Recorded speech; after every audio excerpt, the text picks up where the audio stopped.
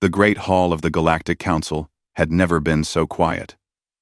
10,000 seats rose in circles around the central platform, and every single one was filled. Species from across the known galaxy had come to Nexus Prime. They had come because they were afraid. They had come because they were dying. Ambassador Zethra stood at the center of the platform. She was old, even by Aldrani standards. Her silver skin had faded to pale gray over the centuries, and her 4 eyes carried the weight of memories that stretched back further than most civilizations had existed. She had seen empires rise and fall. She had watched stars die, but she had never seen fear like this. "The Velkari Dominion has taken the Thesson system," she said. Her voice was calm, but everyone in the hall could hear the tremor beneath it. "That makes 17 civilizations. 17 species. Gone." The word hung in the air like poison. A holographic display flickered to life above the platform. It showed a map of the Orion Arm, and nearly a third of it was colored in dark red. The red represented Velkari territory. 10 years ago, that red had been a tiny spot on the edge of known space. Now, it spread like a disease, swallowing everything in its path. "The Thalassian Republic held out for 3 months," Zethra continued. "They had the largest fleet in their sector. 200,000 warships. The Velkari destroyed them in a single engagement. There were no survivors." Murmurs spread through the hall. The Thalassians had been powerful. They had been confident, and now they were gone. Their worlds stripped bare. Their people reduced to nothing but organic matter to feed the Velkari war machine. "We cannot fight them," said a voice from the upper tiers. It belonged to Delegate Morven of the Crystalline Collective. His body was made of living crystal, and it caught the light as he spoke, sending rainbow patterns across the walls. "Our combined fleets number perhaps 3 million vessels. The Velkari have over 20 million, and they grow stronger with every world they consume." "Then what do you suggest?" demanded another voice. This one came from General Throck of the Vanguard Coalition. He was a massive creature, covered in thick armor plates, with 4 arms and a face full of tusks. His people were warriors, and they had been fighting the Velkari longer than anyone else. "Do we simply wait for death? Do we watch as they eat their way across the galaxy? What choice do we have?" Morven replied. His crystal body flickered with stress patterns. "We have tried everything. We have formed alliances. We have built weapons. We have sent our best strategists against them. Nothing works. The Velkari are not like us. They do not think like us. They are a hive mind. Billions of creatures acting as one.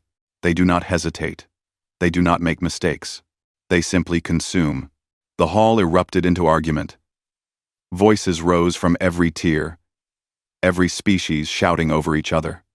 Some called for surrender. Others called for one final, desperate attack. A few simply wept. Zethra raised her hand, and slowly, the noise died down. She was the oldest being in the room, and even in their panic, the other species respected that. "There is one option we have not considered," she said. The hall went silent again. Everyone looked at her, waiting. "We could contact the humans." The reaction was immediate. Some delegates gasped. Others laughed bitterly. A few simply stood up and walked out without a word. But most just stared at Zethra, as if she had lost her mind. "The humans?" General Throck's voice was heavy with disbelief. "The humans are quarantined. They have been quarantined for 200 years. There is a reason for that. I know the reason." Zethra said quietly. Everyone in the hall knew the reason.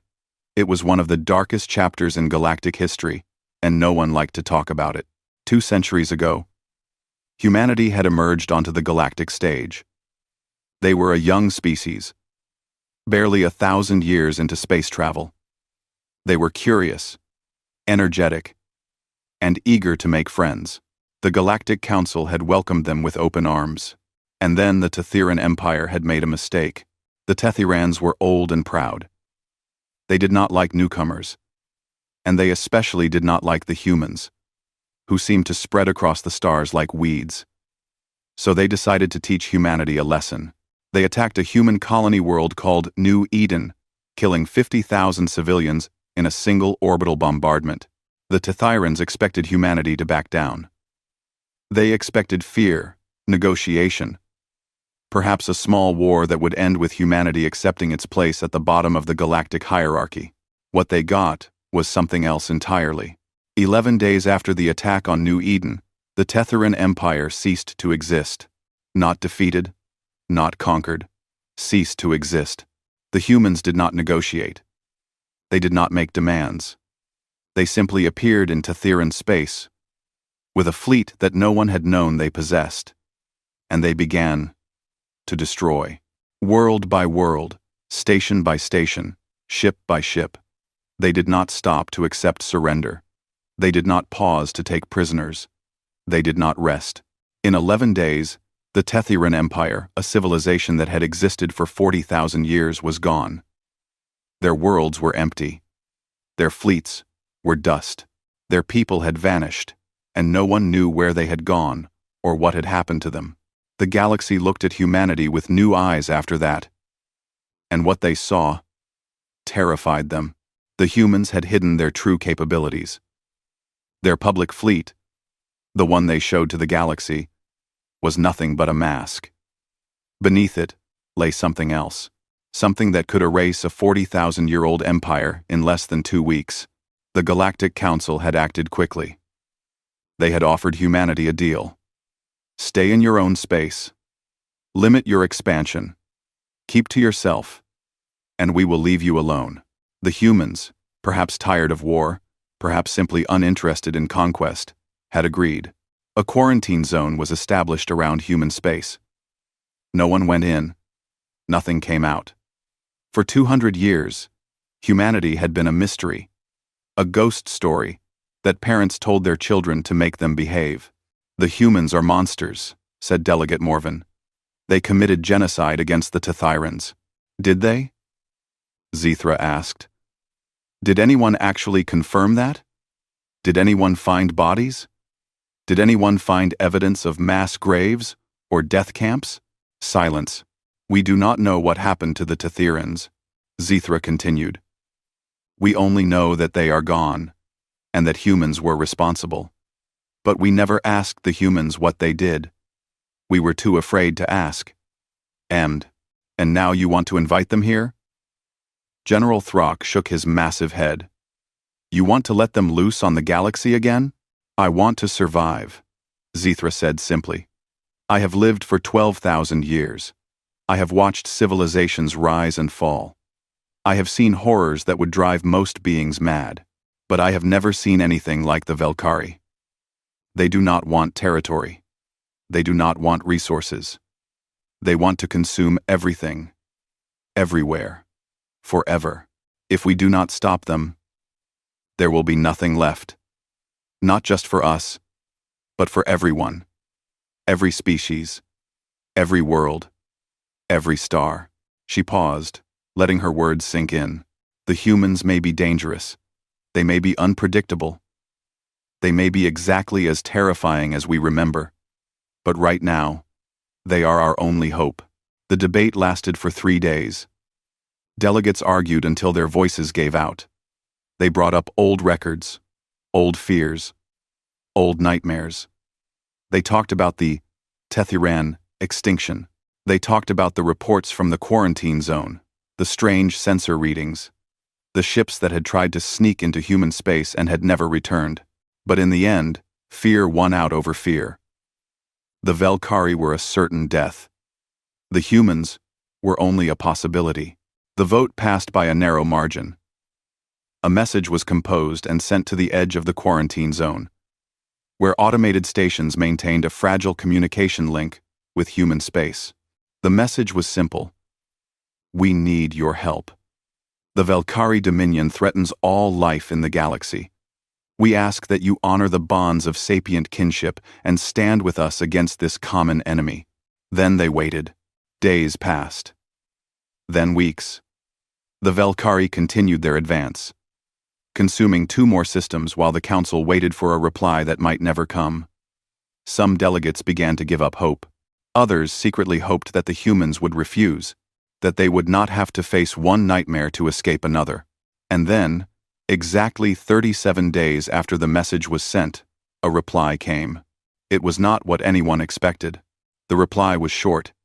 It contained no flowery language, no diplomatic niceties, no expressions of sympathy or solidarity. It was just a few lines of text, transmitted in the standard galactic communication format. We accept. Clear all civilian traffic from the Kepler corridor within 14 standard days. Failure to comply will result in casualties that we will not be held responsible for. Do not attempt to observe our transit. Do not attempt to communicate with our vessels. Do not get in our way. That was it. No greeting, no farewell, no explanation. The council read the message 100 times, trying to find hidden meaning, trying to understand what the humans were planning. But there was nothing to understand. The message said exactly what it meant. Clear the corridor. Stay out of the way. We are coming. Ambassador Zethra read the message one final time, and she felt something she had not felt in a very long time. She did not know if it was hope or fear. Perhaps it was both. "What do we do now?" asked General Throck. "We do what they asked," Zethra said. "We clear the corridor. We get our people out of the way.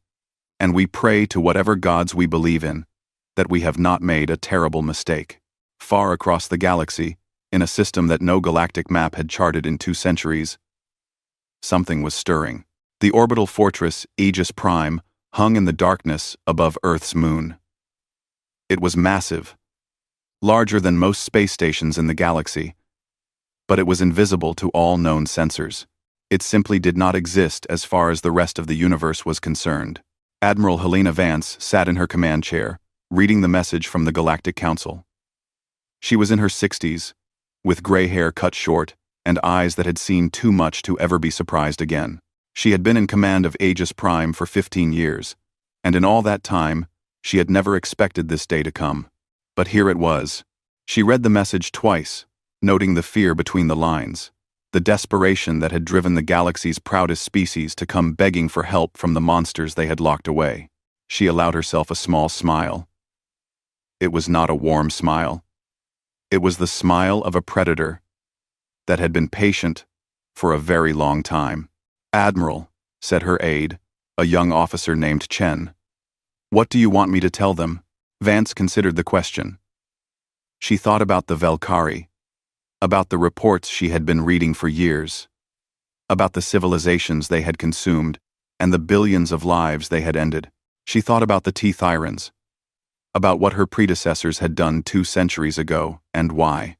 She thought about all the things that humanity had learned during their long isolation, all the weapons they had built, all the power they had gathered, and she smiled again. "Tell them we accept," she said. "And tell them to clear the civilians from the Kepler corridor. All of them. Every single ship. Every single station. Every single living being. I want that corridor empty. Empty." Chen frowned.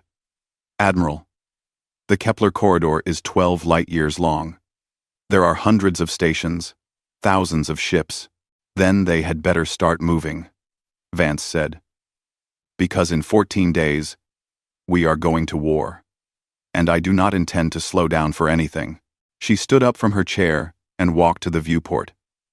Outside, she could see the darkness of space, dotted with the lights of human stations and ships, an entire civilization, hidden from the galaxy, growing in secret for 200 years. They had used that time well. "Send the activation codes to all fleet commands," Vance said. "Wake up the reserves, bring the Prometheus out of dock, and get me a direct line to the Joint Chiefs. We have a lot of work to do." Chen saluted and hurried away. Vance remained at the viewport, staring out into the darkness. The Valkyrie had no idea what was coming. The galaxy had no idea what was coming. They thought they knew what humanity was capable of. They thought the Tethyran extinction was the worst thing humans could do. They were wrong.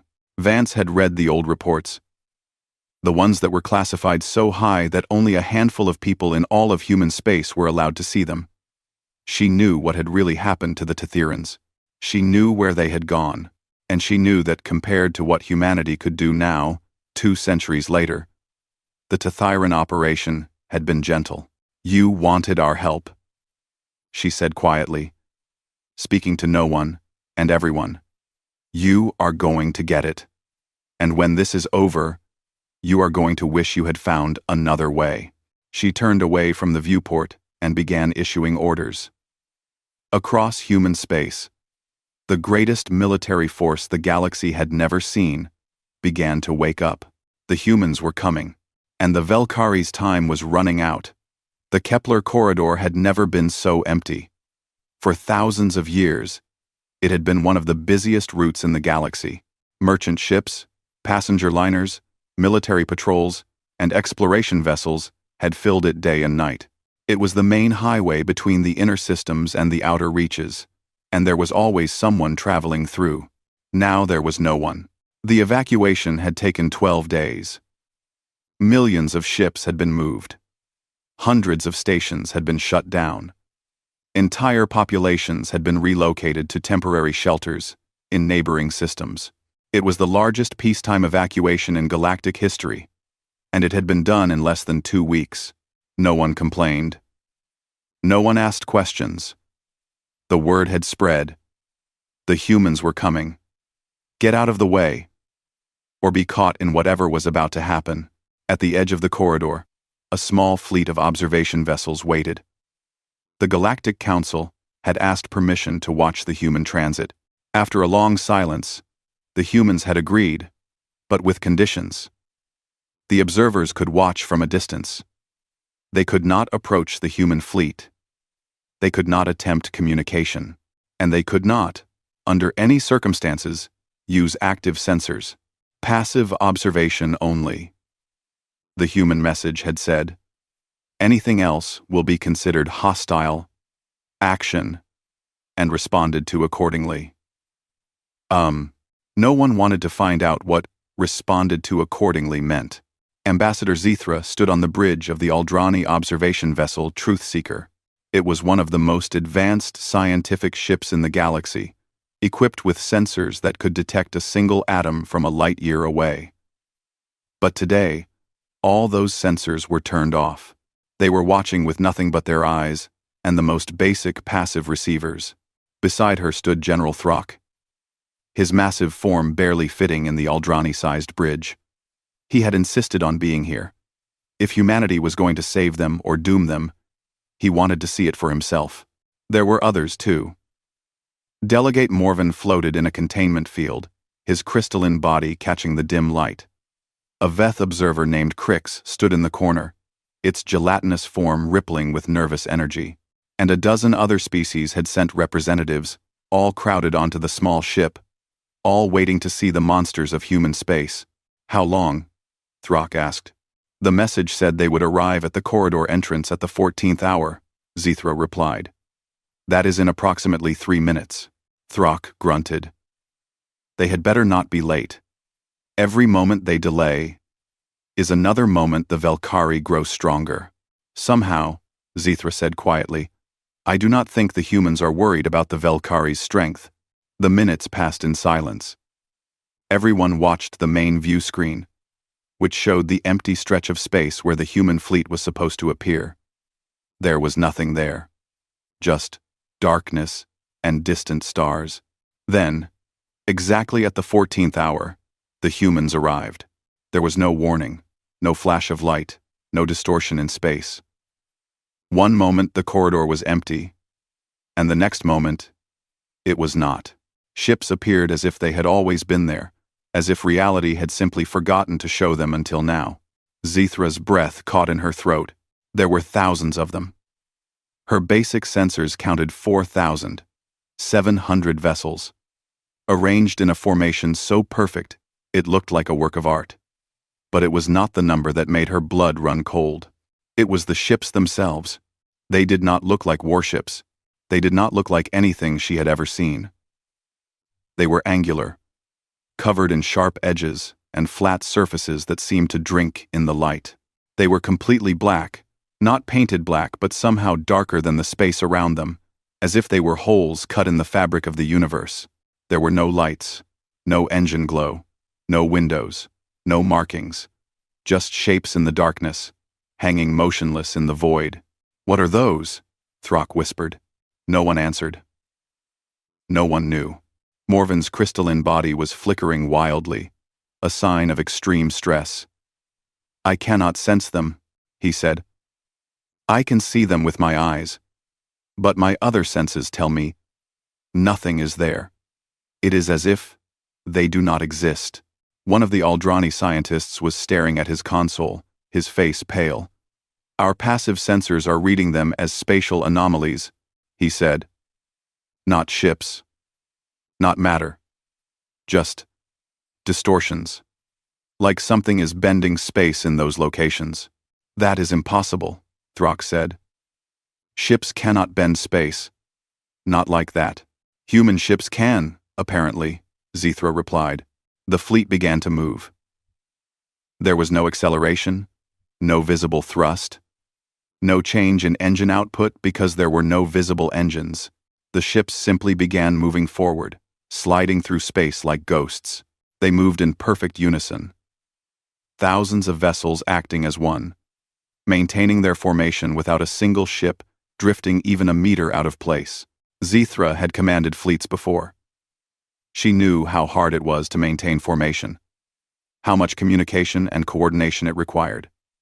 What the humans were doing should have been impossible. No species could coordinate that many ships that precisely without constant communication. But there was no communication. The human ships were completely silent. They broadcast nothing. They received nothing. They simply moved, as if guided by a single will. "Follow them," Zithra ordered. The Truth Seeker's pilot hesitated. "Ambassador, they told us not to approach. Keep our distance. Stay at least 1,000 kilometers behind. But I will not sit here while they disappear into the corridor. We need to see what they are going to do." The Truth Seeker moved forward, and the other observation vessels followed. They kept their distance, staying far behind the human fleet, but they followed. They had to know. The fate of the galaxy might depend on what happened next. The journey through the corridor took 6 hours. 6 hours of watching the human fleet glide through space in perfect silence. 6 hours of trying and failing to understand what they were seeing. 6 hours of growing fear. Throck tried to count the different ship types. He identified what he thought were capital ships, larger than the others, bristling with shapes that might have been weapons. He saw smaller vessels that moved in tight clusters, perhaps fighters or escorts. He saw medium-sized ships that traveled in pairs, their purposes unknown, but the more he looked, the less he understood. The ships did not follow any design logic he recognized. They had no obvious bridges, no visible sensor arrays, no apparent weapon mounts. They were just shapes, dark, silent shapes that did not belong in any universe Throck knew. "They are beautiful," Morven said suddenly. Everyone turned to look at him. In a terrible way, the crystalline being continued. "They are beautiful in the way that a black hole is beautiful, in the way that death is beautiful, perfect and inevitable, and absolutely terrifying." No one disagreed. Halfway through the corridor, a communication came from the human fleet. It was the first transmission they had sent since arriving, and it made everyone's heart stop. "Observation vessels. You have been following us for 3 hours and 17 minutes. This is acceptable. Continue to maintain your current distance. When we engage the enemy, you will stay at least 10,000 kilometers from the combat zone. Failure to comply will result in your destruction.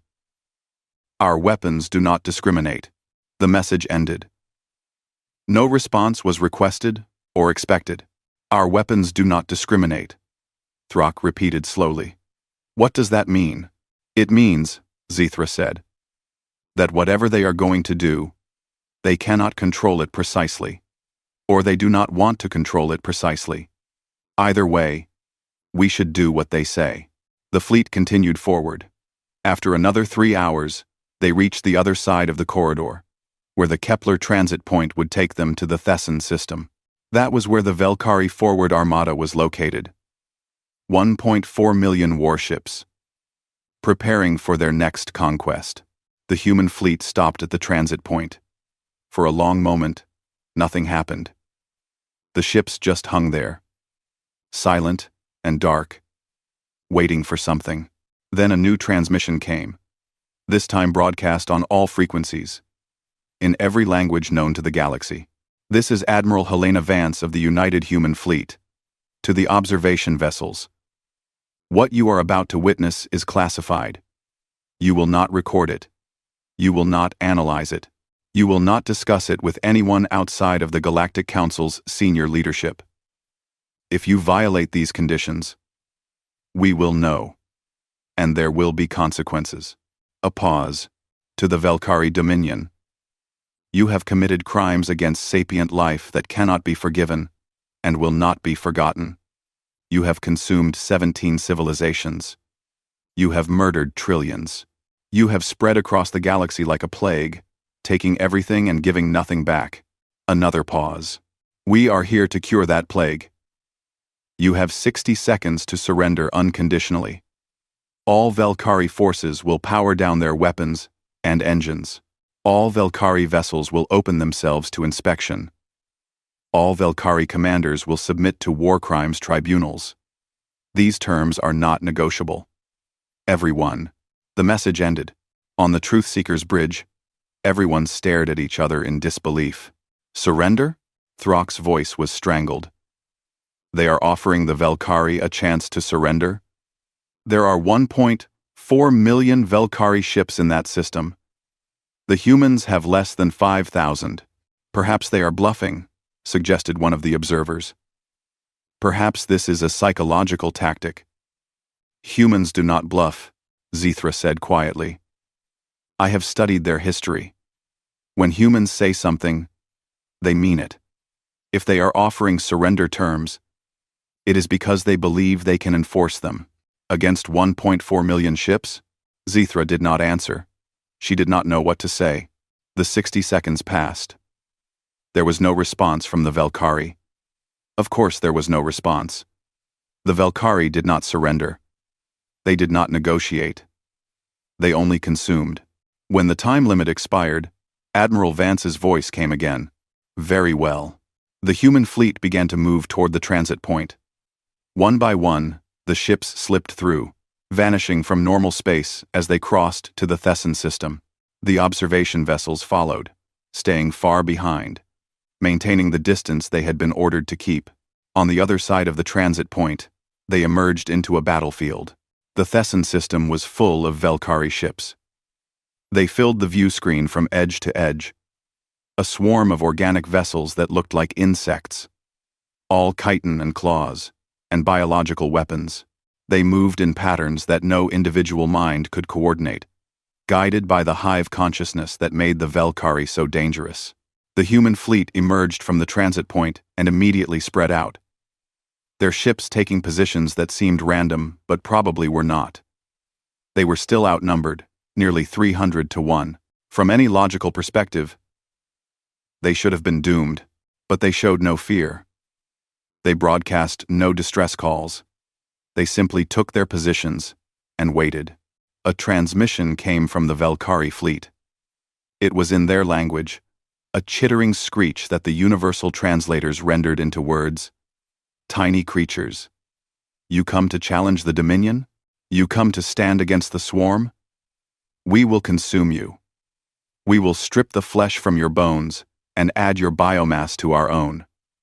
Your worlds will be next. Your species will join the others we have taken. You are nothing. You are prey. Admiral Vance's response was calm. Almost. Bored. 57 seconds. The Valkyrie Hive commander did not understand. 57 seconds until what? Until you had the chance to live. The Valkyrie fleet began to move. a wave of organic death sweeping toward the tiny human formation. Millions of weapons powered up, millions of drives engaged. The swarm was coming, and nothing in the galaxy had ever stopped the swarm before. On the Truth Seeker, Ambassador Zethra gripped the arms of her chair so hard her fingers ached. This was it.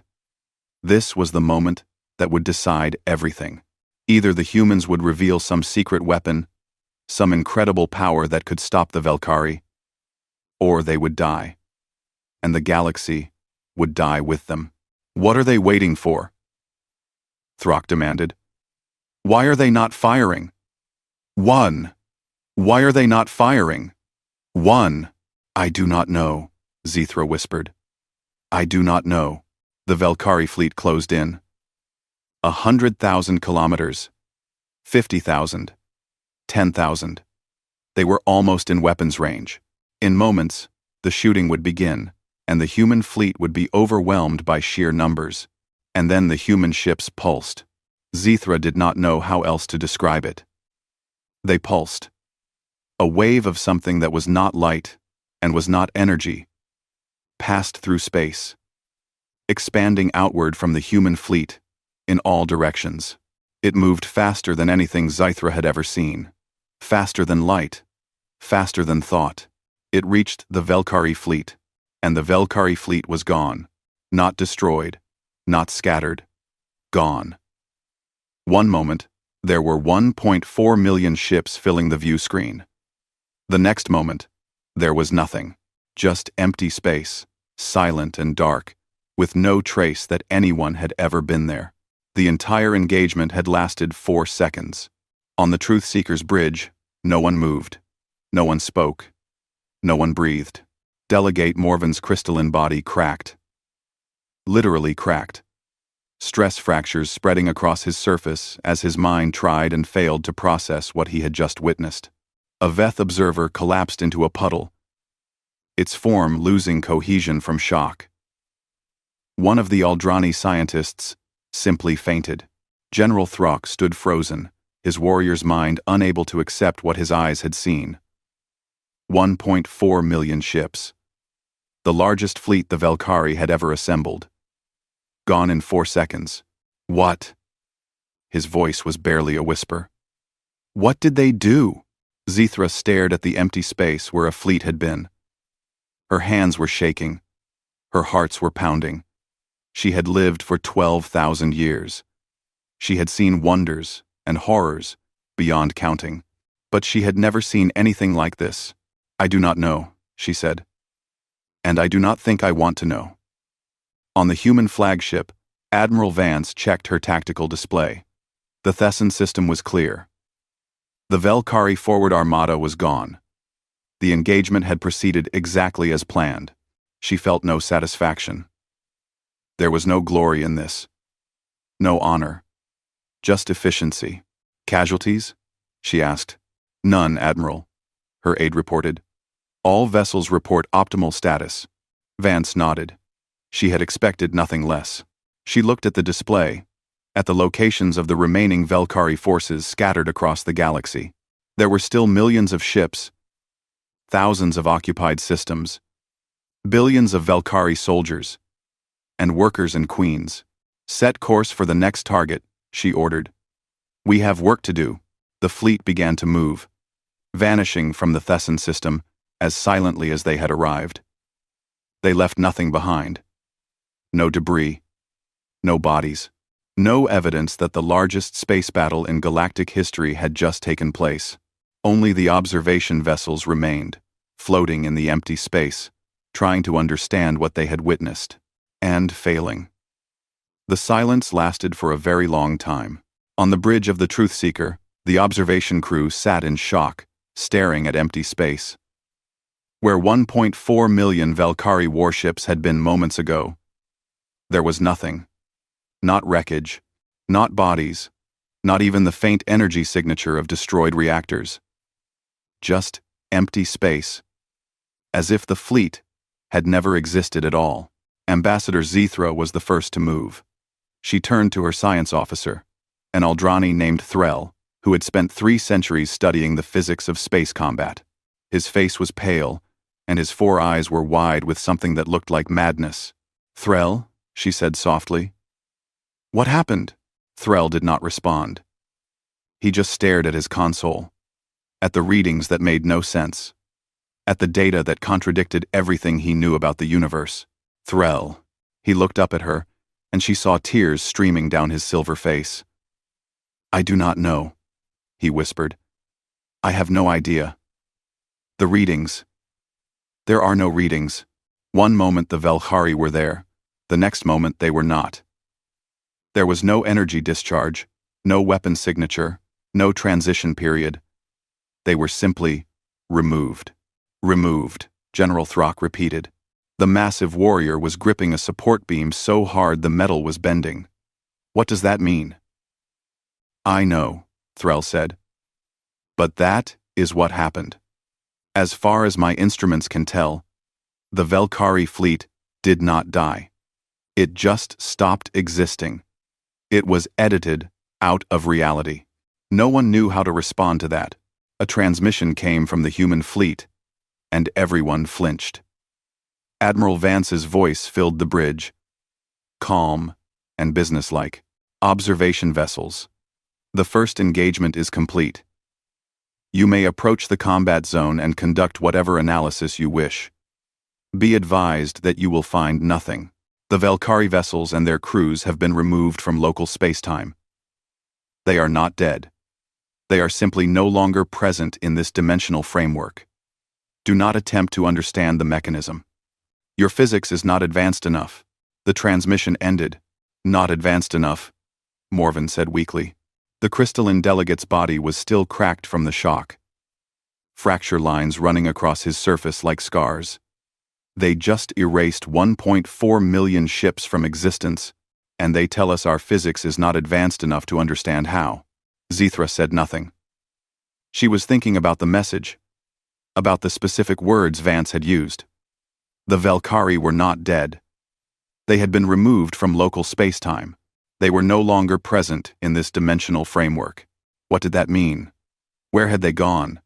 Were they still alive somewhere, trapped in some other dimension, some other reality? Or had they simply ceased to be, their existence cancelled out as easily as erasing a word from a document? She did not know, and she suspected she never would. The Truth-Seeker moved forward, approaching the space where the battle had occurred. Other observation vessels followed, their crews desperate to find some clue, some evidence, some explanation for what they had witnessed. They found nothing. The space was empty. Not just empty of ships, but empty of everything. The background radiation was normal. The gravitational fields were stable. There was no trace of the massive fleet that had filled this region moments ago. It was as if the Velkhari had never been there, at all. "This is impossible," one of the scientists muttered. 1.4 million ships. Billions of Velkhari. They cannot just vanish without leaving anything behind. Even complete annihilation leaves residue. Debris. Energy signatures.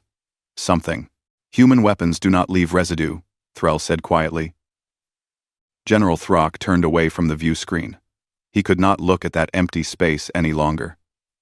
It made him feel small in a way he had never felt before. He was a warrior.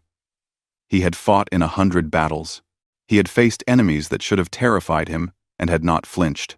But this was different. This was not warfare. This was something else entirely. Something that made all of his experience, all of his training, all of his courage, completely meaningless. "What do we do now?" he asked. Zithra looked at him. "We watch," she said. "We observe. We try to learn what we can. And we pray that we never give the humans a reason to use those weapons on us." Far across the galaxy, on a world that orbited a dying red star, the Velkhari Hive Queen felt her children die. She was ancient, older than most stars, a creature of pure biological perfection who had guided her species across the cosmos for millions of years. She had consumed civilizations beyond counting. She had absorbed the knowledge and memories of trillions of sapient beings. She was the most powerful entity in the galaxy, the apex predator of a universe full of prey. And now, for the first time in her existence, she was afraid. The connection had been severed instantly. One moment she had felt her children in the Thessan system. 1.4 million ships, full of drones and warriors and commanders, all linked to her mind, all extensions of her will. The next moment, they were gone. Not dead. Gone. The link had not been broken by death. It had been cut, cleanly and completely, as if those minds had never existed. She reached out with her consciousness, trying to find them. She searched every corner of her vast mental network, every hidden recess of the hive mind. Nothing. They were not sleeping. They were not damaged. They were not there. What happened? She screamed into the void, her voice echoing through the minds of every Valkyrie in the galaxy. Her advisors, the sub-queens and prime commanders who served directly beneath her, responded with confusion and fear. They had felt it too. They had felt the sudden absence, the emptiness where 1.4 million of their siblings had been. We do not know, Great Mother. The fleet was engaging unknown vessels, small ships, fewer than 5,000.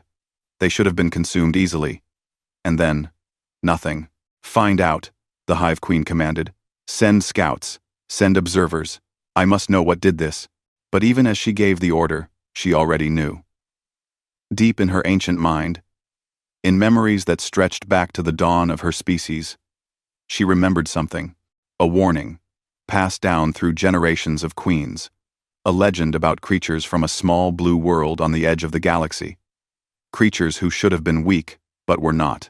Creatures who had been quarantined, hidden away, sealed behind barriers that even the Valkyrie could not cross. The humans, she had ignored them. When her scouts had reported the quarantine zone, she had simply ordered her fleets to go around it. There were plenty of other targets, plenty of other civilizations to consume. Why bother with the one species that the rest of the galaxy was afraid of? Now she understood why. Recall all forces, she ordered. Every fleet, every garrison, every ship, bring them home. We must defend the throne world. Her children obeyed, as they always did. Across the galaxy, Valkyrie forces began to disengage from their campaigns. Occupation fleets lifted off from conquered worlds. Construction hives ceased their work. Everything the Valkyrie had was being pulled back, gathered around the throne world for a final defense. But even as she organized her forces, the Hive Queen felt more of her children disappear. One by one, sometimes hundreds at a time, the connections were being cut. They were not regrouping. They were hunting, and her children could not escape. The human fleet had split into smaller groups, each group moving independently through Valkyrie territory. They did not follow predictable paths. They did not target strategic locations. They simply appeared wherever Valkyrie ships were, and made them disappear. Admiral Vance commanded from the Prometheus, the flagship of the United Human Fleet. It was the largest of the human vessels, though still small by galactic standards. Inside, thousands of crew members worked in perfect coordination, managing systems that the rest of the galaxy could not even imagine. Vance stood on the bridge, watching the tactical display as another Valkyrie position was eliminated. Her face showed no emotion. There was no satisfaction in this work, no glory, just necessity. "Admiral," said Commander Chen, her second in command. "The Valkyrie are recalling their forces. They are pulling back to their throne world." "As expected," Vance replied. "They think they can make a stand. They think numbers will protect them. Will it?" Vance almost smiled. "Almost. No. No. No." She studied the display, watching the icons that represented Valkyrie forces streaming back toward their home system. Millions of ships, all rushing to gather around their queen. From the Valkyrie perspective, it probably seemed like a good strategy. Concentrate forces. Create an impenetrable defense. Force the humans to fight a battle they cannot win. They did not understand. The humans were not going to fight a battle. They were going to do what they had been doing since the war began. They were going to make the Valkyrie stop existing, piece by piece, until there was nothing left. Continue the operation, Vance ordered. Eliminate all Valkyrie forces in transit. Don't let them reach the throne world. Some will escape, Chen pointed out. We cannot be everywhere at once. We can be enough places at once, Vance replied. And for those who do escape, let them gather. Let them build their final defense. When we come for the throne world, I want every last Valkyrie in one place. Chen nodded and returned to her duties. She had served under Admiral Vance for 20 years. She knew better than to question her decisions. The Admiral had never been wrong. Not once. Not ever. Across the galaxy, the hunt continued. A Valkyrie convoy carrying reinforcements to the front lines vanished in the Kethros system. A garrison of 50,000 ships, guarding a recently conquered world, disappeared in an instant. A construction fleet building new warships was erased before a single weapon could be completed. The Valkyrie had never known fear before. They had been the predators, the consumers, the inevitable end of all things. Now, they were the prey, and they did not know how to cope with it. Some tried to fight. They turned their fleets toward the human vessels, charging with every weapon blazing. It made no difference. The humans pulsed, and the attackers were gone. Some tried to run. They plotted courses to the farthest reaches of the galaxy, to regions so remote that they thought no one could follow. The humans were there waiting for them. Some tried to hide. They shut down their systems, powered down their drives, drifted in the void like dead rocks. The humans found them anyway. There was no escape. There was no resistance. There was only the endless, patient elimination of everything the Valkyrie had ever been. On the observation vessel Truth Seeker, Ambassador Zithra watched the reports come in. Each one was the same. Human fleet appears. Valkyrie forces vanish. Human fleet moves on. No debris. No survivors. No explanation. It is genocide, General Throck said heavily. The warrior had lost his taste for violence. What the humans were doing went beyond anything he had ever imagined. They are exterminating an entire species. The Valkyrie exterminated 17 species, Morven pointed out. The crystalline delegate had sealed his cracks with emergency repair compound, but the scars remained. Is this not justice? Is it? Throck asked. The Valkyrie killed those species in battle. They consumed them, yes, but there were fights. There were struggles. There were last stands and desperate defenses. This is not a fight. This is pest control. Zithra said nothing. She was thinking about what Admiral Vance had said. The Valkyrie were not dead. They had been removed from local space-time. What did that mean? Were they suffering somewhere? Were they aware of what had happened to them? Or had they simply ceased? Their consciousness snuffed out like a candle flame. She did not know, and she was not sure she wanted to. A new transmission came from the human fleet. It was broadcast on all frequencies, in all languages, meant for everyone in the galaxy to hear. This is Admiral Helena Vance. To all species affected by the Valkyrie invasion, the threat is being neutralized. All Valkyrie forces in your territories will be removed within the next 48 hours. You may begin recovery and reconstruction operations immediately. Do not attempt to interfere with our operations. Do not attempt to communicate with our vessels. We will notify you when the operation is complete. That was it. No diplomacy, no reassurance, no explanation. Just a statement of fact and an order to stay out of the way. They are going to do it, Zithra said softly. They are actually going to do it. They are going to destroy the entire Valkyrie dominion. In 48 hours, Throck added. They are going to eliminate an empire that has existed for millions of years in 48 hours. No, Morven corrected. They are going to eliminate an empire that conquered a third of the galaxy in 48 hours. The existence before that does not matter. Only the threat matters. They sat in silence, watching the reports continue to come in. System after system was cleared. Fleet after fleet vanished. The map of Valkyrie territory, which had been so terrifyingly red just days ago, was shrinking before their eyes. The humans were not fighting a war. They were performing an extinction. And they were doing it with the same calm efficiency that others might use to clean a house or organize a database. Zethra thought about the Tethyrans. 200 years ago, humanity had done something similar to them. The galaxy had been horrified. They had quarantined the humans, locked them away, tried to forget they existed. Now the humans were back.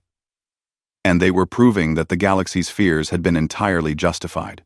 But also, perhaps, that their decision to call for help had been the right one. She did not know how to feel about that. She was grateful to be alive. She was grateful that the Valkyrie would not consume her people. But she was also terrified of the species that was saving her, terrified of what they could do, terrified of what they might do someday if they decided the rest of the galaxy was also a threat.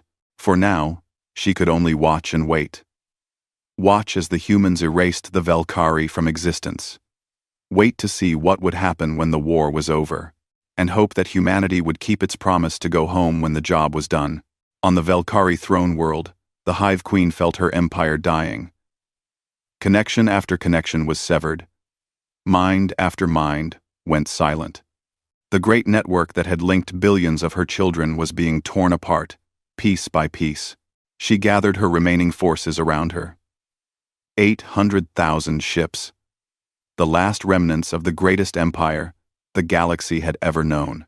They formed a shell around her world, layer upon layer of biological death, the most powerful defensive formation the Valkyrie had ever created. She reached out to her children, to the millions of minds that remained, and she spoke. They will come for us. They will try to end us. But we will not fall easily. We will fight. We will resist. And even if we die, we will make them remember us. Her children responded with determination, with loyalty, with the endless hunger that had defined their species since the beginning. They would fight. They would not surrender. They would show these humans that the Valkyrie did not kneel. But deep in her ancient mind, beneath the defiance and the rage, the Hive Queen felt something she had never felt before. She felt certain that she was going to lose. The liberation of Kethros IV should have been a moment of celebration. For 3 years, the Kethrani people had lived under Valkyrie occupation. Their cities had been destroyed. Their population had been harvested for biomass. Their culture, their history, their very identity had been slowly erased as the Valkyrie consumed everything they had built. Now the Valkyrie were gone. The garrison that had held their world, nearly 100,000 organic warships, had simply vanished. The occupation was over. The Kethrani were free, but there was no celebration in the streets of their ruined capital. Instead, the survivors gathered in the open squares and stared at the sky, at the space where the Valkyrie fleet had been. They did not cheer. They did not sing. They did not dance. They were too afraid. Prime Minister Kethrel stood on the balcony of what had once been the government palace. Half the building was gone, dissolved by Valkyrie acid weapons during the initial invasion. The other half was scarred and broken, barely standing. But it was still a symbol of Kethrani authority, and Kethrel needed symbols now more than ever. "What do we do?" asked his aide, a young female named Thena. Kethrel watched the sky. The human ships were still visible, dark shapes moving in perfect formation, heading toward the transit point that would take them to their next target. They had not landed. They had not communicated.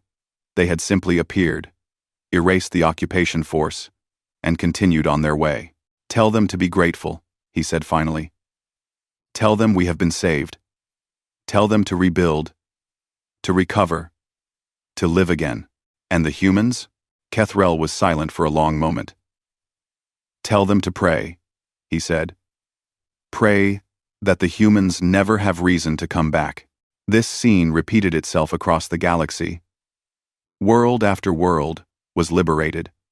Species after species was freed from Valkyrie control. And everywhere, the reaction was the same. Relief mixed with terror, gratitude poisoned by fear. The humans did not stop to accept thanks. They did not pause to receive honors. They did not stay long enough to be worshipped, or praised, or questioned. They simply moved on. Relentless and silent.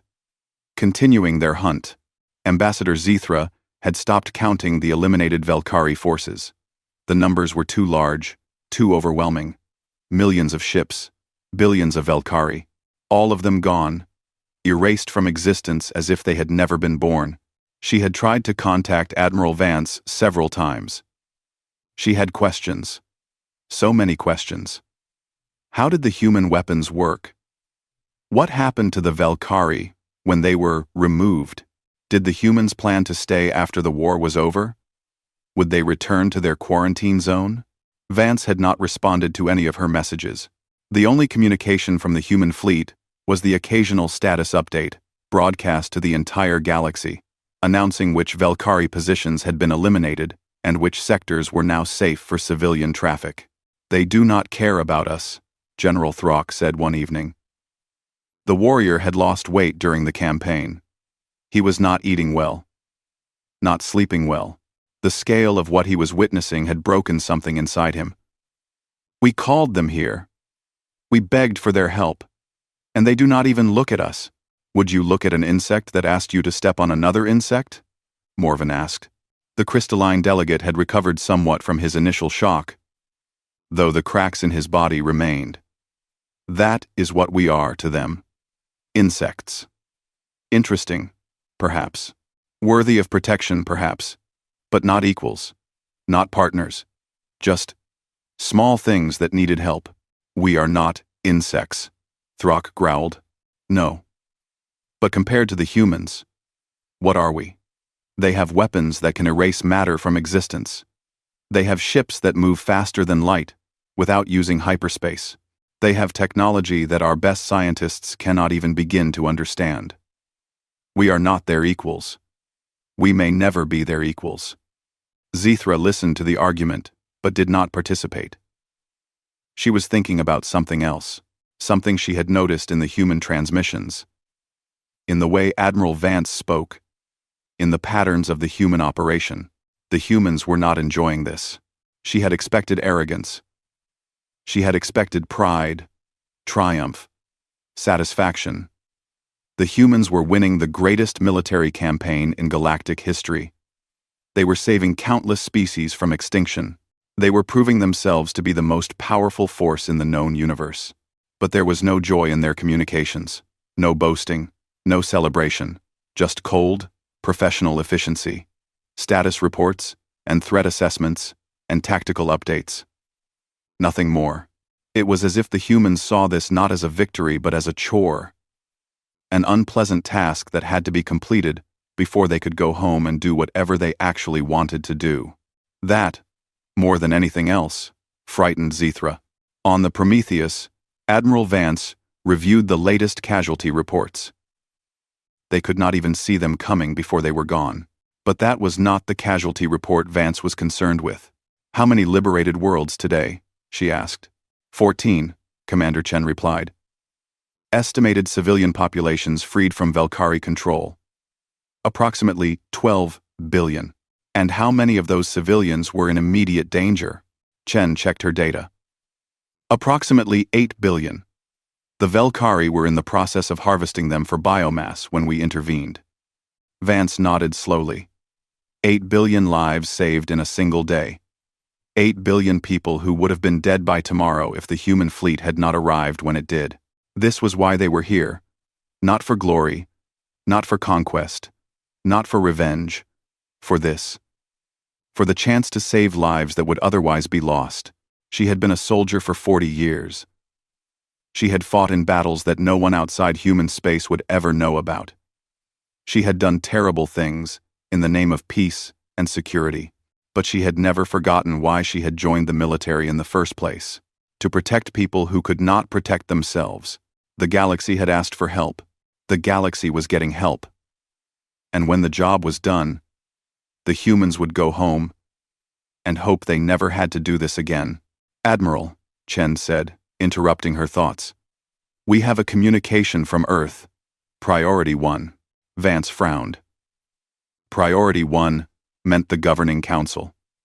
They did not contact her unless something was wrong. "Put it through." The face of Chancellor Morrison appeared on her screen. He was an old man. Older than Vance. With a face that showed every year of worry and responsibility. He led the civilian government of human space, and he had been against this operation from the beginning. "Admiral Vance, I have concerns." "You always have concerns, Chancellor. This time they are significant." Morrison leaned forward, his expression serious. "The galactic community is frightened. Our allies are frightened. The species we have liberated are frightened. Everyone is watching what we are doing. And they are terrified. They should be grateful. They are grateful. But they are also wondering what happens when the Velkari are gone. They are wondering if they will be next." Vance felt a flash of anger, but she controlled it. This was an old argument. She and Morrison had been having it for decades. "We are not conquerors. We have never been conquerors. We do not want their worlds or their resources or their submission. We just want to be left alone. I know that. You know that. But they do not know that. All they know is that we can erase entire fleets from existence, and they cannot stop us. They are afraid, Admiral, and fear makes people do foolish things. What do you want me to do?" Morrison sighed. "I want you to be careful. When you reach the Velkari throne world, I want you to offer them surrender terms. Real surrender terms. Not the kind you offered before. Give them a chance to survive." Vance stared at him. "You want me to spare the Velkari? I want you to show the galaxy that we are capable of mercy. That we can be reasoned with. That we are not monsters who destroy everything that threatens us. The Velkari cannot be reasoned with. They are a hive mind. They do not understand surrender. They do not understand mercy. They only understand consumption. Then you will have done your duty by offering. But the offer must be made. The galaxy must see that we tried." Vance was silent for a long moment. She thought about the 17 species the Velkari had consumed. She thought about the billions of lives she had saved, and the billions more that she would save. She thought about the fear in the eyes of the liberated civilians, the way they looked at the sky when human ships passed overhead. "Fine," she said finally. "I will offer surrender terms. But when they refuse, and they will refuse, I will do what must be done." "That is all I ask," Morrison said. "Good luck, Admiral." The transmission ended. Vance stared at the blank screen for a moment, then turned back to the tactical display. The hunt was almost over. The Velkari had pulled their remaining forces back to their throne world. 800,000 ships, gathered in a defensive shell around the planet where their queen lived. It was the largest concentration of enemy forces in the campaign, and it would be the last. "Set course for the Velkari throne world," Vance ordered. "All vessels. Maximum speed." Yes, Admiral." The human fleet began to move. Across the galaxy, thousands of ships changed course, converging on a single destination. They left behind the liberated worlds. The empty spaces where Velkari armadas had been. The grateful populations who would never forget what they had witnessed. They left behind fear and awe and gratitude and terror. They left behind a galaxy that would never look at the stars the same way again, and they moved toward the end. The journey to the throne world took 3 days. 3 days of silent travel, of final preparations, of anticipation. On every human ship, crews checked and rechecked their systems. Officers reviewed battle plans that they had memorized years ago. Soldiers sat in their quarters and thought about home, about family, about the lives they would return to when this was over. Admiral Vance spent those 3 days in her quarters, reviewing intelligence reports and writing letters. She wrote to her sister, who lived on a farm in the outer colonies. She wrote to her former husband, who had divorced her 20 years ago because she was never home. She wrote to the children of officers who had died under her command, keeping promises she had made to their parents. She did not expect to die. The odds of human casualties were essentially zero, but she had learned long ago that war was unpredictable, and it was better to be prepared for the worst. On the second day of the journey, she received another message from the Galactic Council. This one was from Ambassador Zythra. Admiral Vance, I know you are busy. I know you have more important things to worry about than the concerns of a single ambassador. But I must ask you something, and I hope you will answer. Vance listened. When this is over, what happens? Will you return to your quarantine zone? Will you isolate yourselves again? Or will you remain a part of the galactic community? There was a pause. I ask, because I am afraid.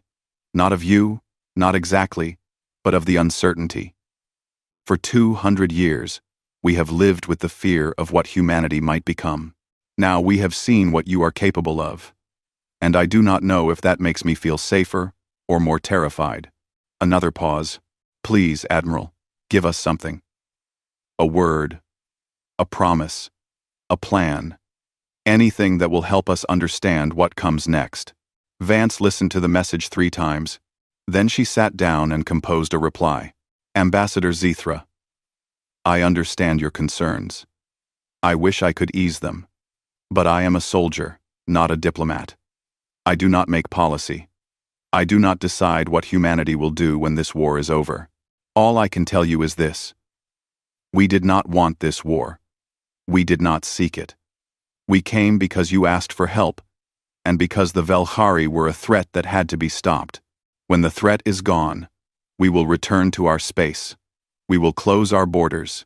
We will leave you alone. That is what we have always wanted. To be left alone. She paused, considering her next words carefully. I know you are afraid. I would be afraid too, in your position. But fear is not a reason to make enemies. When this is over, I hope you will remember that we came to help. We came to save lives. We came because it was the right thing to do. And when we leave, I hope you will remember that we kept our promise. She sent the message and returned to her preparations.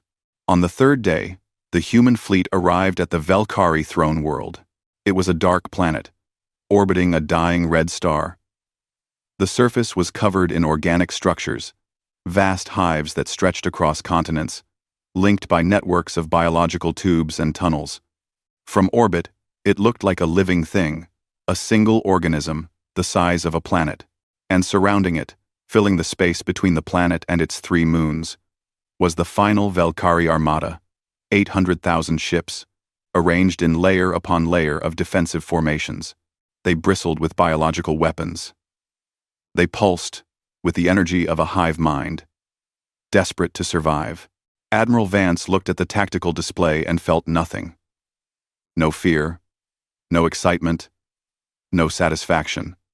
Just the calm certainty that this was the end, and that the end would come quickly. All vessels, she said. Take your positions.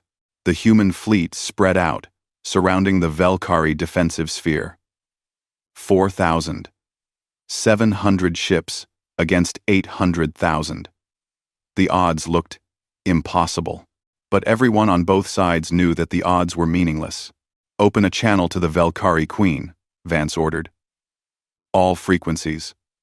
All languages. The channel opened. Vance spoke. This is Admiral Helena Vance of the United Human Fleet. To the Velkhari Hive. Queen, your empire is destroyed. Your forces are gone. You are surrounded. I am authorized to offer you surrender terms. She paused. Power down your weapons and engines. Open your vessels for inspection. Submit to war crimes tribunals for your commanders. accept permanent restrictions on your expansion and military capabilities. In exchange, your species will be allowed to survive. Your people will live. Your queen will remain in power, though limited in her authority. She paused again. These terms are generous, more generous than you deserve. I advise you to accept them. Minger Season 2. I would unringed. The response came immediately. The Hive Queen's voice filled the bridge, a chittering screech that the translators rendered into words. You offer us surrender? You dare? We are the Velkhari. We have consumed civilizations older than your species has existed. We do not kneel. We do not submit. We do not beg. There was rage in that voice, but also fear. Vance could hear it, hiding beneath the defiance. We will fight. We will resist. And even if we die, we will make you remember us. The channel closed. Vance nodded slowly. She had expected nothing else. The Velkhari were not capable of surrender.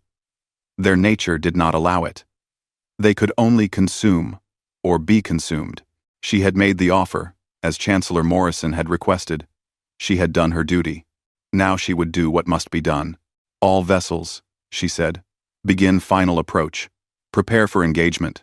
The human fleet began to move, converging on the Velkhari defensive sphere. 4,000. 700 ships against 800,000. The final battle of the greatest war in galactic history. Except it would not be a battle, it would be an ending. The Velkhari throne world hung in space like a wound in the darkness.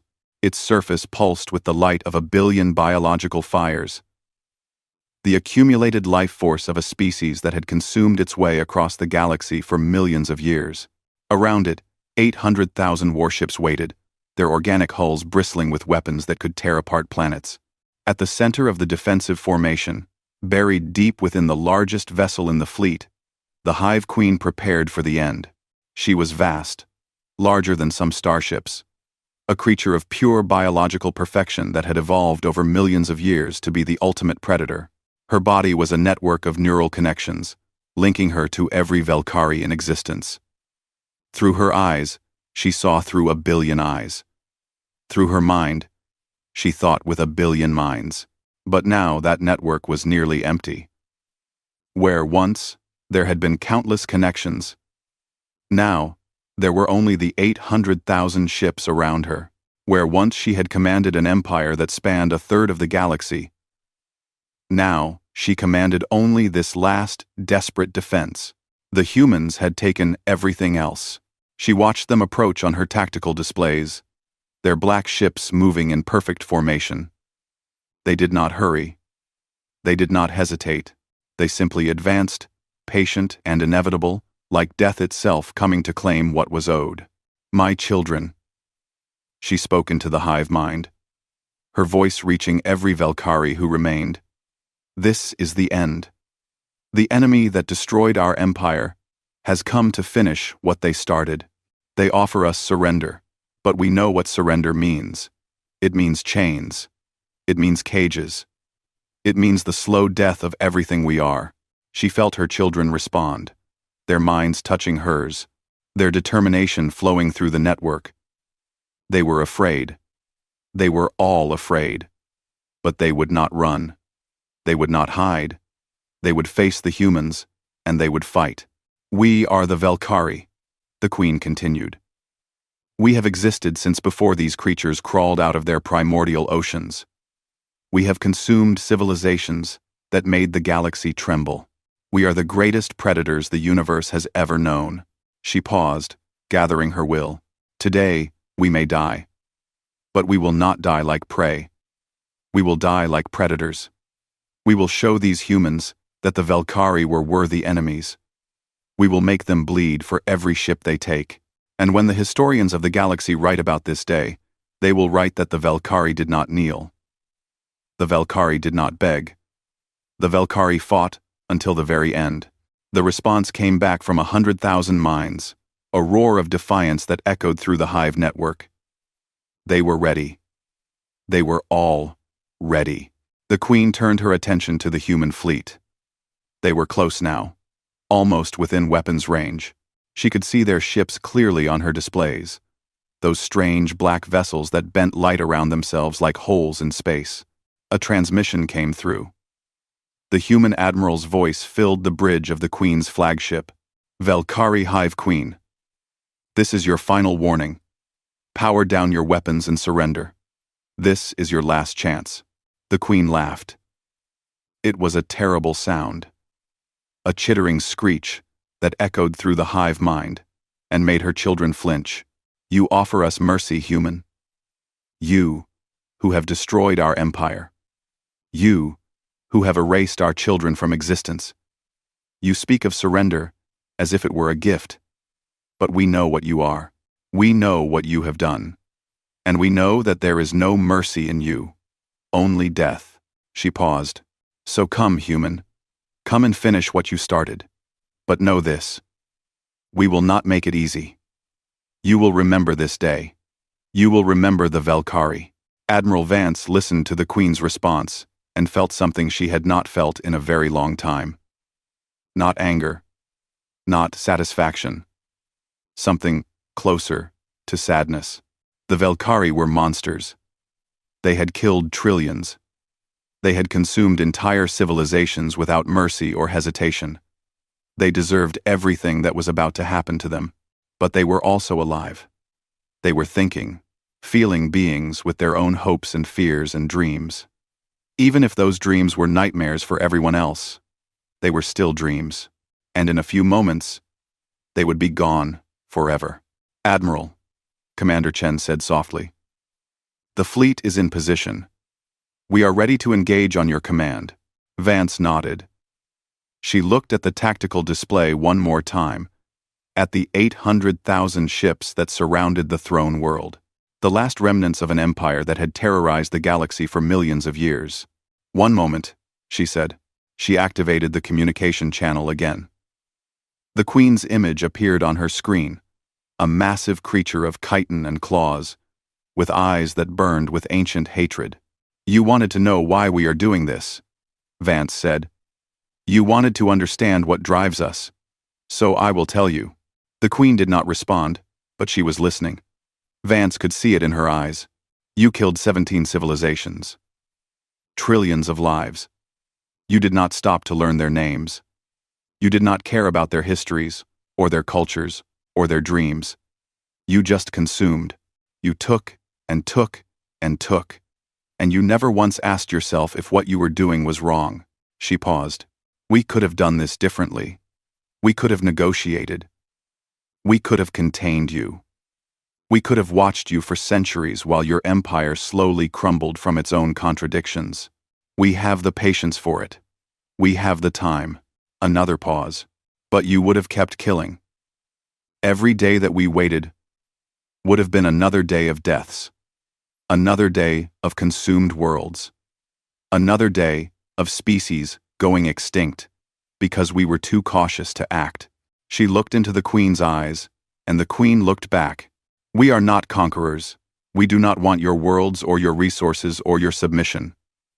We do not want to rule the galaxy. We just want to live in peace, in our own space, with our own people, and we want everyone else to have that same chance. She leaned forward. You took that chance from 17 civilizations. You would have taken it from 100 more if we had not stopped you. So yes, we are going to destroy you. Not because we hate you, not because we enjoy it, but because the galaxy will be safer when you are gone. The Queen stared at her for a long moment. Then she spoke, and her voice was quieter than before. You think you are righteous. You think you are justified. But you are no different from us. You consume what threatens you. You destroy what you cannot control. You are predators, just like we are. Vance nodded slowly. Maybe. Maybe we are predators. But we do not hunt the innocent. We do not consume the helpless. We only hunt the monsters. She straightened in her chair. Goodbye, Hive Queen. I hope you find peace wherever you are going. She cut the transmission and turned to Commander Chen. "Begin the operation." The human fleet pulsed. It was exactly like before, in the Thesson system and every engagement since. A wave of something that was not light and was not energy expanded outward from the human ships. It moved faster than anything natural, faster than the speed of light, faster than thought itself. It reached the Valkyrie defensive sphere, and the sphere was gone. 800,000 ships, billions of Valkyrie, the last remnants of the greatest empire the galaxy had ever known. All of them, removed from existence in a single instant. The entire engagement lasted 3 seconds. On the throne world below, the biological structures that covered the surface went dark. The neural networks that linked them fell silent. The great hives that had nurtured the Valkyrie species for millions of years became empty shells. Their inhabitants gone as if they had never existed. The hive queen was gone. Her children were gone. The Valkyrie dominion was gone, and the galaxy was silent. In the observation fleet, far from the combat zone, Ambassador Zethra watched the tactical display go blank. One moment it had been covered in the icons of Valkyrie ships. The next moment there was nothing but empty space. She had seen this before. She had seen it a dozen times since the campaign began. But somehow, this time was different. This time was the end. "It is done," General Throck said heavily. The warrior's voice was barely a whisper. "The Valkyrie are gone." None, gone," Morven repeated.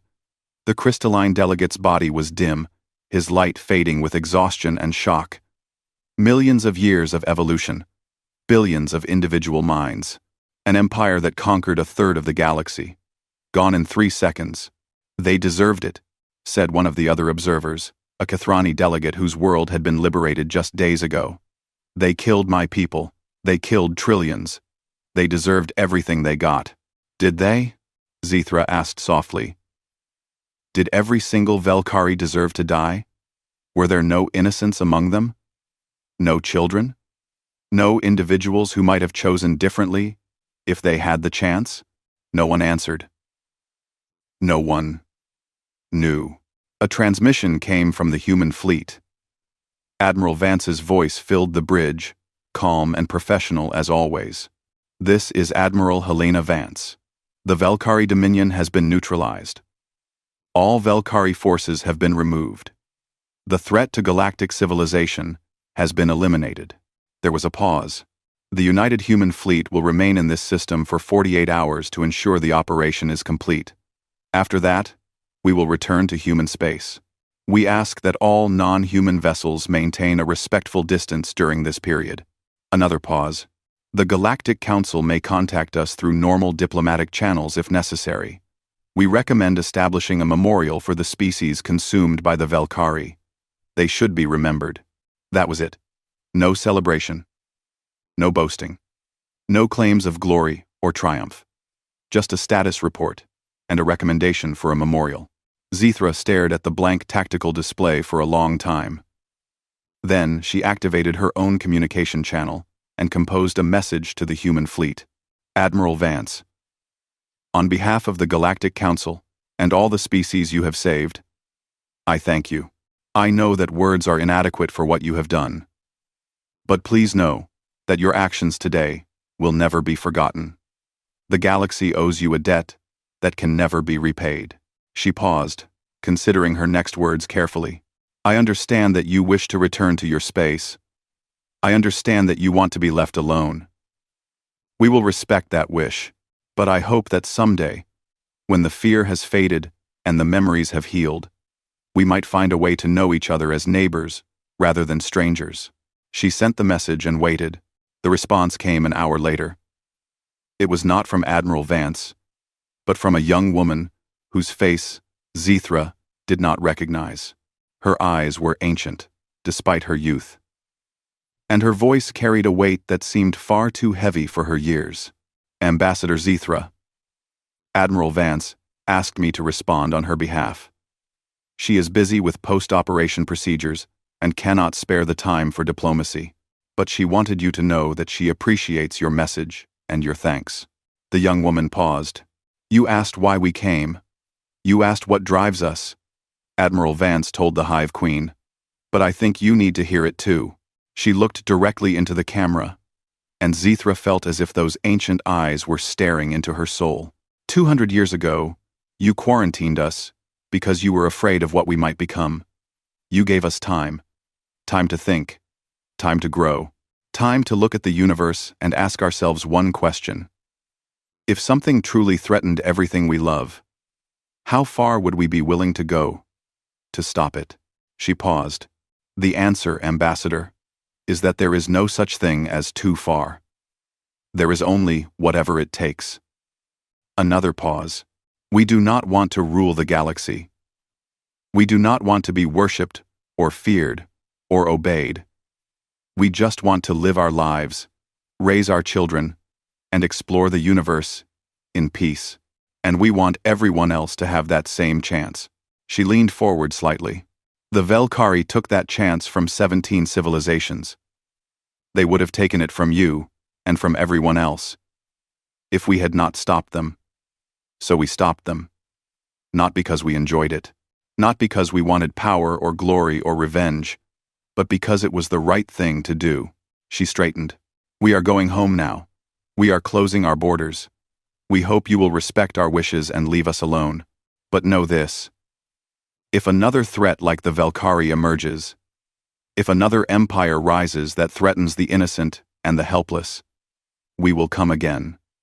We will do what must be done, and we will not apologize for it.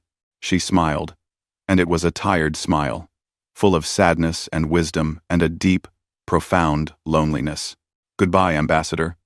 I hope we never have to meet again, because if we do, it will mean that something has gone terribly wrong. The transmission ended. Zithra sat in silence for a long time, staring at the blank screen. Around her, the other observers were quiet, lost in their own thoughts. Finally, General Throck spoke.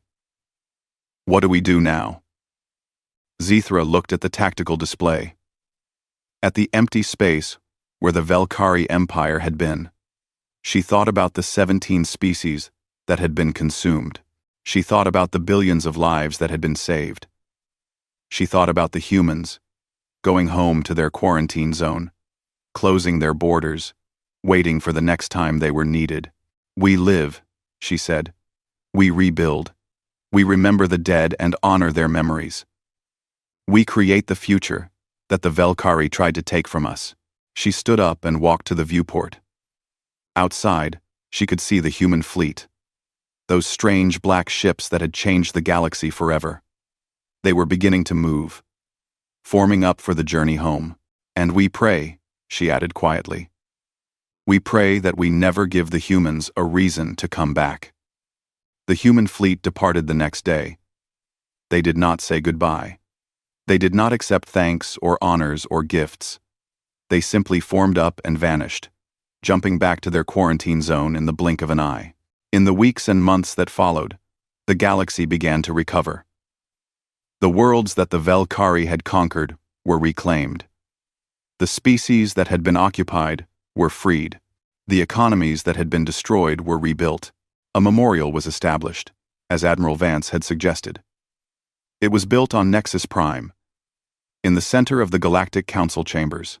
It listed the names of the 17 species that the Velkari had consumed, along with whatever information could be recovered about their cultures, their histories, their dreams.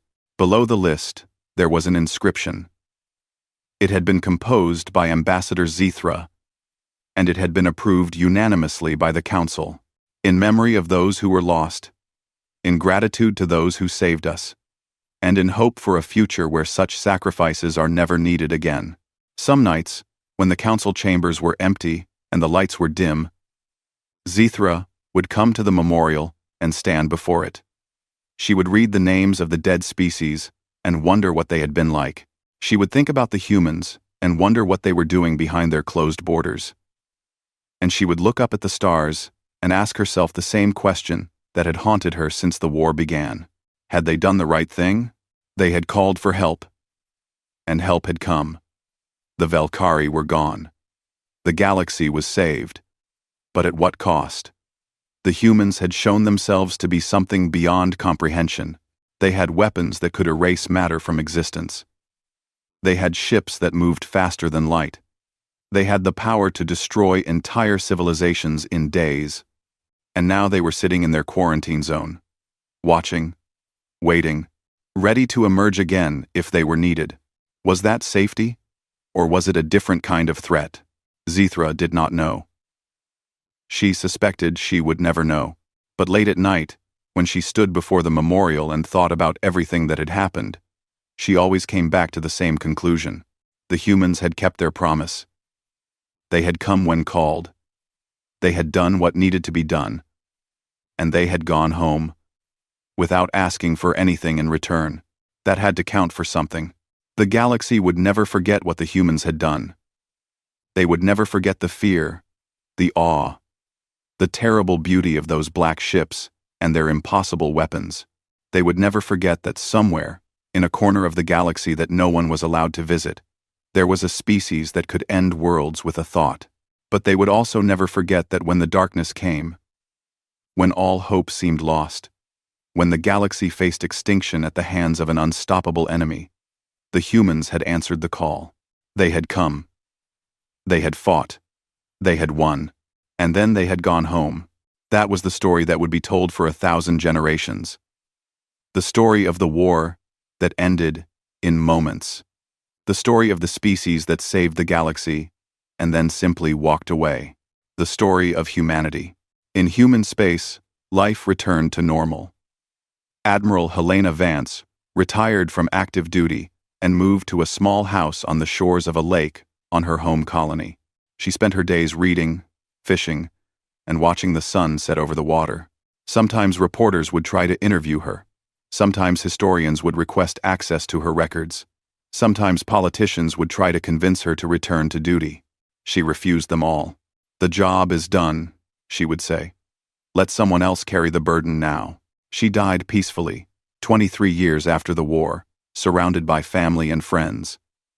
Her last words were spoken to her granddaughter, a young woman who had just been accepted into the military academy.